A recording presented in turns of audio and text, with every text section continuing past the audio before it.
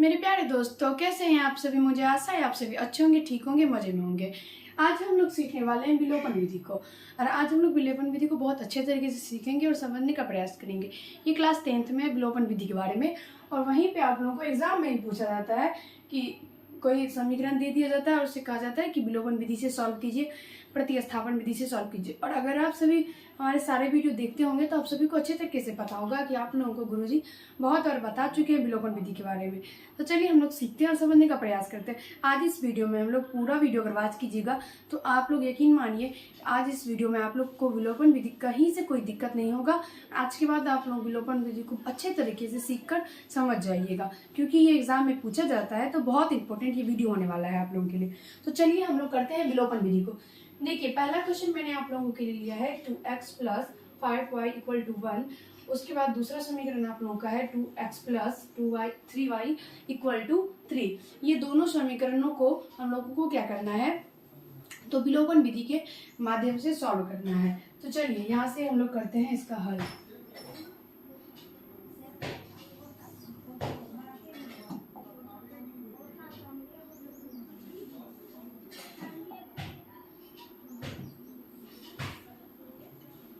हल देखिए, यहाँ से हल करते हैं। हल करेंगे तो सबसे पहले जो हम लोगों का समीकरण है उसको हम लोग क्या करते हैं, तो फर्स्ट और सेकेंड मान लेते हैं। तो यहाँ से देखिए, पहला हम लोगों का समीकरण 2x + 5y = 1 है, तो इसको हम लोग फर्स्ट इक्वेशन मान लेते हैं। ठीक है, कहीं से कोई दिक्कत। उसके बाद सेकेंड इक्वेशन को जो हम लोगों का जो दूसरा दिया गया समीकरण उसको हम लोग सेकेंड इक्वेशन मान लेते हैं। ठीक है, यहाँ तक करने के बाद कहीं से कोई दिक्कत आप लोगों को आसानी नहीं हुआ होगा। ठीक है, उसके बाद देखिए विलोपन विधि का कुछ तरीका होता है, उस तरीके से हम लोग नियम के आधार पर सॉल्व करते हैं। देखिए क्या होता है विलोपन विधि में, क्या होता है कि विलोपन, अगर शब्द को समझने का प्रयास कीजिएगा तो यहाँ पे देखिए विलोपन, ये है आप लोगों का शब्द विलोपन। विलोपन का मतलब क्या होता है, विलोपन मतलब विलुप्त करना, विलोपन मतलब विलुप्ति यानी हटाना। तो इसमें से हम लोगों को क्या करना है, तो इसका कुछ नियम क्या होता है, तो कोई ना कोई एक पद को x या y में से कोई ना कोई एक पद को क्या करना होता है, तो विलुप्त करना होता है, यानी काटना होता है। ठीक है, हटाना होता है। उसके बाद फिर हम लोगों को जैसे कि x को हटाएंगे तो y का मान निकल के आ जाएगा, y को अगर हम लोग काट देंगे तो x का मान निकल के आ जाएगा। और उसके बाद फिर हम लोग x या y जिसका भी मान निकल के आ जाए उसके सहायता से आगे वाला x का निकल के आया तो y का निकाल सकते हैं, और y का निकल गया तो x का निकालना पड़ेगा। तो ये हम लोगों का तरीका होता है विलोपन विधि को सॉल्व करने का, और मुझे आशा है आप लोग समझ भी पा रहे होंगे। और उसके बाद देखिए हम आपको बता देते हैं, इस वीडियो में हम लोग जितना भी क्वेश्चन आप लोगों को बताए, एक तो पूरा का पूरा वीडियो आप लोगों को देखना है, उसके बाद ही समझ में आएगा अच्छे तरीके से विलोपन विधि क्या होता है। और उसके बाद अगर आप लोग क्लास 10th में है तो आप लोग जा करके वो केसीसी ना होता है, क्लास 10th का केसीसी ना, वहाँ पे जाइए और उसमें विलोपन विधि का एक पूरा का पूरा चैप्टर ही दिया गया है, जिसमें विलोपन विधि को सारे क्वेश्चन विलोपन विधि के माध्यम से सॉल्व करने के बारे में कहा गया है। तो वहाँ पे जाके आप लोग सॉल्व कर सकते हैं और अपने कंसेप्ट को क्लियर कर सकते हैं। सॉल्व करने से फायदा ये होगा कि आप लोग कभी भी जिंदगी में कहीं पर भी बूढ़े हो जाएंगे लेकिन विलोपन विधि को नहीं भूल पाइएगा। ठीक है, चलिए, क्योंकि रिवीजन आप सभी को पता है पढ़ाई का एक बेस्ट मेथड है।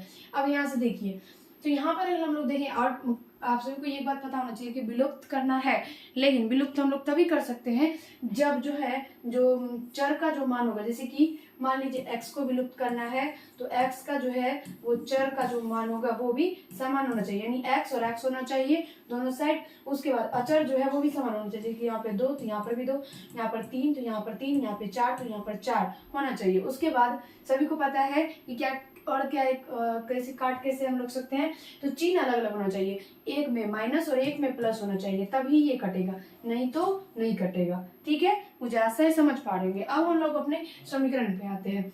यहाँ से देखिए समीकरण को, समीकरण पहला हम लोग का 2x + 5y = 1 है, और दूसरा हम लोग का 2x + 3y = 3 है। तो इसमें अगर हम लोग देखेंगे तो हम लोगों का x वाला जो टर्म है वो दोनों बराबर है, इसमें भी 2x और इसमें भी 2x है, लेकिन y वाला टर्म अलग अलग है, क्योंकि ऊपर में 5y है और नीचे में 3y है, तो ये दोनों अलग अलग हो गया।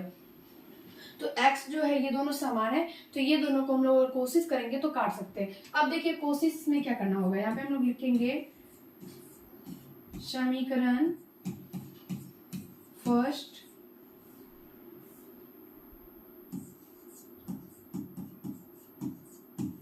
में से समीकरण सेकेंड को घटाने पर। क्यों हम घटाए? क्योंकि अगर देखेंगे तो ये दोनों चिन्ह दोनों का जो है ना वो समान है, ऊपर भी प्लस है नीचे भी प्लस है। जब दोनों प्लस में है तो ये तो कटेगा नहीं, कोई शर्त पर ही नहीं कटेगा।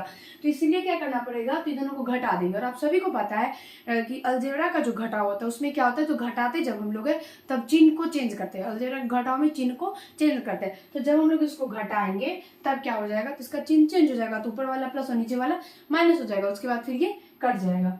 ठीक है, अच्छे तरीके से समझने का प्रयास कीजिए। तो यहां से देखिए, अब यहाँ पे हम लोग लेंगे 2x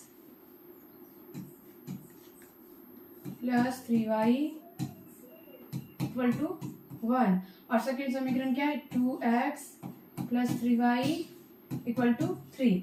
अब देखिए शर्त तो यहाँ पर ये है कि हम लोगों को 2x और नीचे भी 2x दोनों को x वाला टर्म को काटना है। तो क्या सिर्फ उसी का चिन्ह चेंज करेंगे? नहीं, उसी का चिन्ह केवल चेंज नहीं करेंगे। चेंज करेंगे तो जितना भी पद दिया गया है, जितना भी टर्म है, उस सब का चेंज करेंगे। तो यहाँ पे ये प्लस है, सबसे पहले ये माइनस हो जाएगा, फिर यहाँ पे प्लस है, ये माइनस हो जाएगा, यहाँ पे प्लस है, ये भी माइनस हो जाएगा। ठीक है, अब देखिए ये दोनों कट जाएगा, ये ऊपर में प्लस और नीचे में माइनस है, तो ये दोनों कट जाएगा।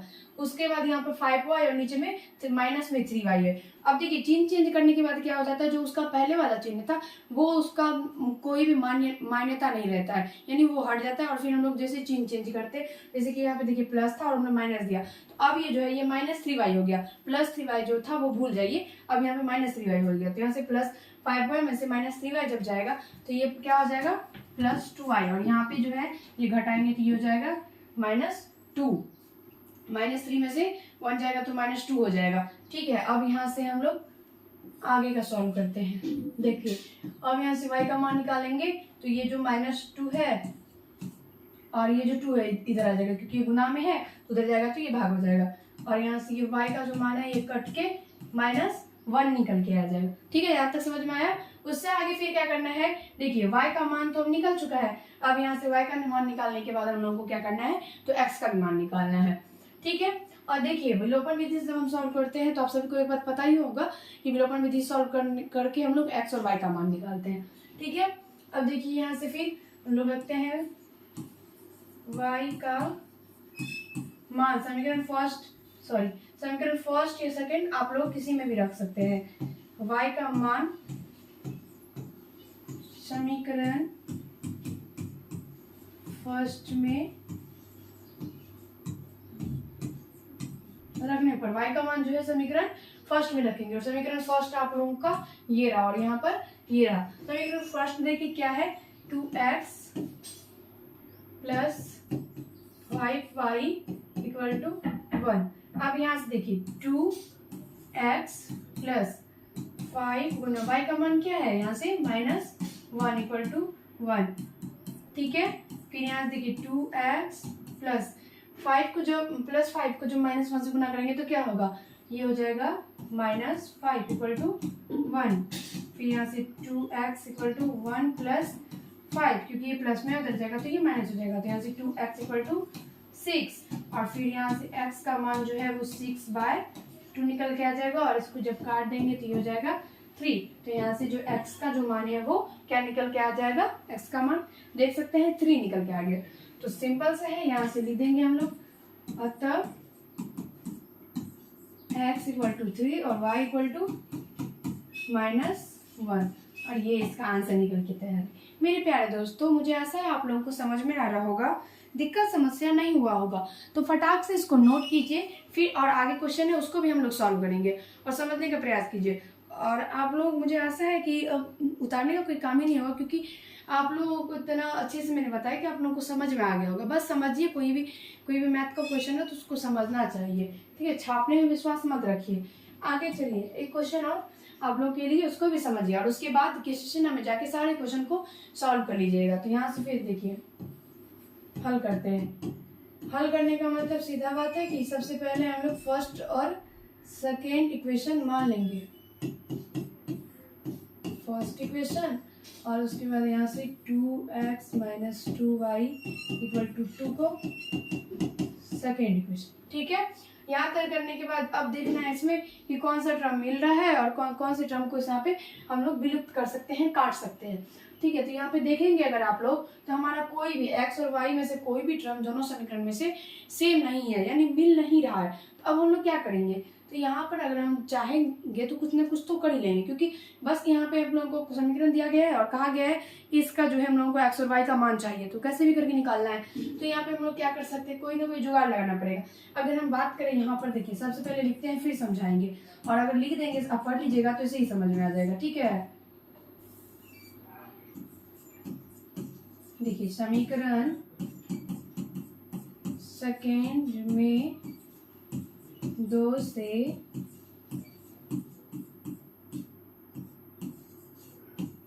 गुना कर समीकरण फर्स्ट में से घटाने पर।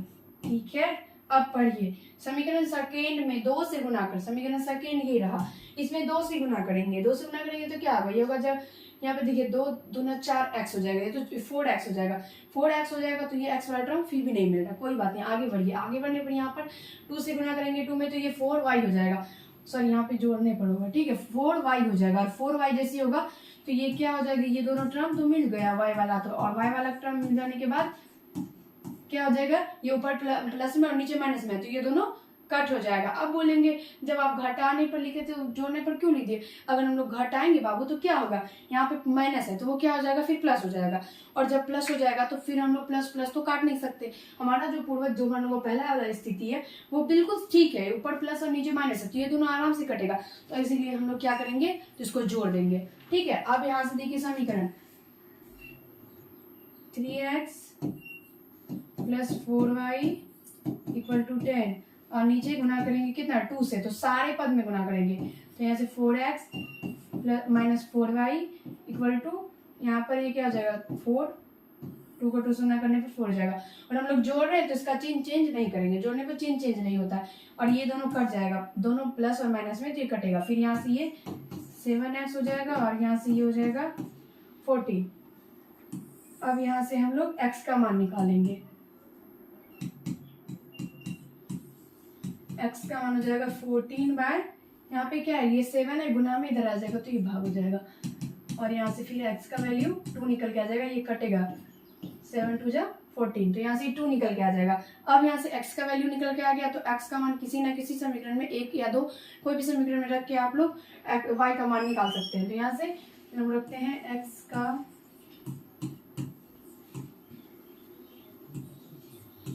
मान, जिसमें भी रखना चाहे तो हम सेकेंड में रख देते हैं। ठीक है, x का मान समीकरण सेकेंड में रखने पर, समीकरण सेकेंड देखिए कौन सा है, समीकरण सेकेंड है 2x minus 2y equal to 2, और इसमें हम लोग को क्या करना है, तो x का वैल्यू रखना है, हर एक चीज। अब मैंने यहाँ पे जो गुना करके लिखा था, ये 2 से गुना करने पर विशेष समीकरण घटाया था, उसमें जो है वो x का मान नहीं रखना है, ये रखना है इसमें, जो पहले वाला समीकरण जो जिसको दो माने हैं उसमें रखना है। ठीक है, इसमें मत रखिएगा। तो यहाँ से देखिए 2 गुना x का मान 2 माइनस 2 गुना y, और यहाँ से 2, तो ये हो जाएगा 4 equal to, sorry minus 2y equal to 2, और यहाँ से ये माइनस 2y, ये हो जाएगा 2, और यहाँ पे देखिए ये प्लस में 4 है, इधर जाएगा तो ये माइनस हो जाएगा, minus 2y minus 2y equal to, ये हो जाएगा क्या, माइनस 2, और यहाँ से ये माइनस और माइनस कैंसल, और यहाँ से y का वैल्यू ये 2 से 2 कट जाएगा, तो यहाँ पे 1 निकल के आ जाएगा। तो यहाँ से x का वैल्यू 2 और y का वैल्यू क्या निकल के आ गया, 1 निकल के आ गया। यहाँ पे मिटा के लिख देते हैं,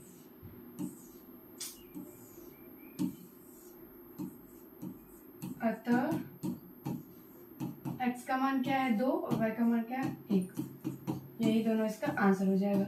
और मुझे आशा है आप लोगों को समझ में आ गया होगा विलोपन विधि, और आज के बाद कभी आप लोगों को विलोपन विधि में प्रॉब्लम नहीं होगा।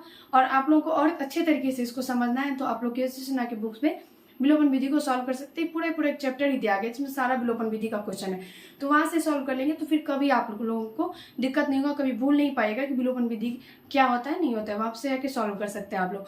और वीडियो अगर अच्छा लगा हो तो लाइक कर दीजिएगा, कैसा लगा कमेंट कीजिएगा, चैनल पर नए होंगे तो चैनल को सब्सक्राइब कर लीजिएगा। धन्यवाद।